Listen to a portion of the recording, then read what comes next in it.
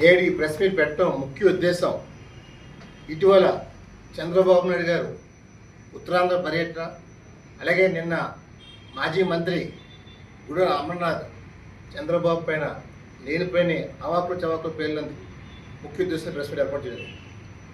ఈరోజు నిజంగా గుడివాడ అమర్నాథ్ కానీ వైసీపీ పార్టీ కానీ చంద్రబాబును విమర్శించే స్థాయి మీకు అవదే కాదని మనం చేస్తున్నారు. ముఖ్యంగా అమర్నాథ్ ఓ బచ్చా, మరి ఐటీ పరిశ్రమ శాఖ మంత్రిగా ఉండి అసలు నువ్వు ఏ పరిస్థితి తెచ్చినా అడుగుతున్నాడు. ఈరోజు ఏదో చంద్రబాబు పైన ఏదో ఉత్తరాంధ్ర పైన సమితి ప్రేమ ఉందని చెప్పి మాట్లాడుతున్నావు. అసలు ఆ మాటని గెలవచ్చు అతనట్లు. ఉత్తరాంధ్రలో 34 స్థానాలు ఉంటే 32 స్థానాలు ప్రజలు టీడీపీకి, కూటమికి, బీజేపీకి, జనసేన మద్దతు పలికారు. వైసీపీ ఘోరాతంగా ఓడించారు. ఏదైతే 3 రాజధానులు మొదటి నుంచి అన్నారో మేము మొదటి వ్యతిరేకిస్తూ వచ్చాం 3 రాజధానుల పైన. మరి ఈవేళ నిజంగా వైకాపాలో ఎవరైతే లాస్ట్ ఎమ్మెల్యే ఎవరంటే అమర్నాథ్ 175 మందిలో చివరిగా అంత భారీ మూలంతో ఓడిపోయావు 50 సంవత్సరాల స్థితుల పైన. మరి ఈరోజు నువ్వు మాట్లాడుతుంటే ఏదో దెయ్యాలు వేదాలు చెప్పినట్టు ఉంది.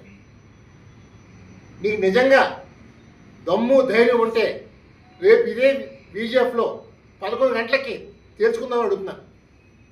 మీ జగన్ ఏం చేశారో, మా చంద్రబాబు ఏం చేశారో. ఎందుకంటే నువ్వు మాయమాటలు చెప్పమాక. నువ్వు నిజంగా ఉత్తరాంధ్ర బిడ్డ అయితే రా చూసుకుందాం, ఇదే వెతుకు చూసుకుందాం. ఈరోజు మీ నాయకుడు 26 జిల్లాలకి 20 ఎయిర్పోర్ట్లు పెడతానని చెప్పాడు. ప్రతి మాట తప్పాడు. అన్ని వర్గాన్ని మోసం చేశాడు. మాట్లాడితే నా ఎస్సీ, నా ఎస్టీ, నా బీసీ, నా మైనార్టీ అని చెప్పి ఏ వర్గాన్ని, అటు పారిశ్రామిక వర్గాన్ని, కార్మికుల్ని, టీచర్లని, నిరుద్యోగుల్ని, రైతుల్ని అందరినీ దాకా చేశారు 5 సంవత్సరాల పరిపాలన. అందుకే విసిగెత్తిపోయి ఈ జగన్ మాకు వద్దు, ఈ పార్టీ మాకు వద్దు అని చెప్పి జనాలు చీకొట్టారు. అయినా సరే మీకు ఇంకా 30 రోజులు అయింది చంద్రబాబు పాలన మొదలై. ఈ 30 రోజుల్లో ఆయన చెప్పిన హామీ ప్రకారం 4 వేలు ఇస్తా అని చెప్పారు, 4 వేలు ఇచ్చారు. డిఎస్సి మేము తీసుకొచ్చారు. మరి ఇవాళ ఏంటి చంద్రబాబు నాయుడు గారు మీరు గెలిచిన తర్వాత 6 నెలల పాటు వేచి చూసి మాట్లాడారు. అది కూడా ప్రజావేదిక కూడుతూ స్టార్ట్ చేశారు. మరి మేము విధ్వంసం చేయట్లేదు. ఇవాళ మీరు రాష్ట్రంలో 26 పార్టీ కార్యాలయాలు అక్రమంగా కట్టేశారే, ఇదే పర్మిషన్ లేకుండా.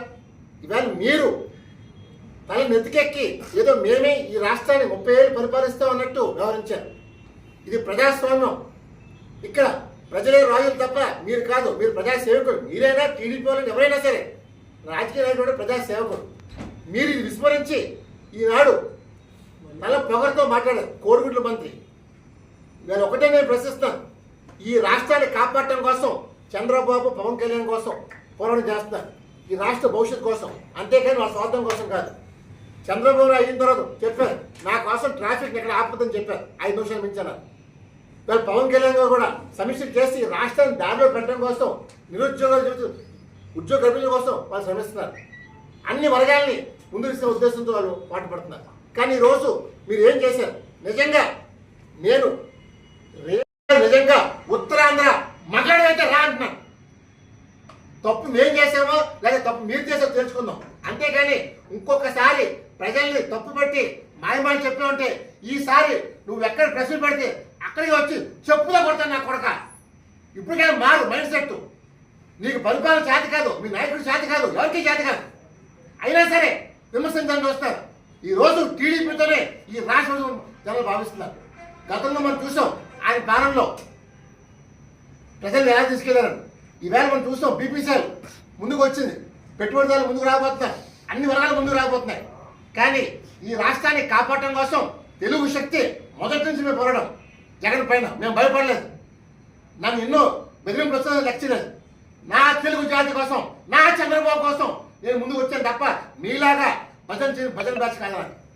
అంతా ఇవాళ ఒకటే చెప్తాం, రేపు 11 o'clockకి ఇదే బీజేపీలో నిజంగా అమర్నాథ్ మగాడైతే రా. నువ్వు మగాడ కాకపోతే ఇంకా జీవితంలో కనపడబాక. కనపడ్డావు అంటే మాత్రం తెలుగు శక్తి మనం చేస్తాను. జై హింద్.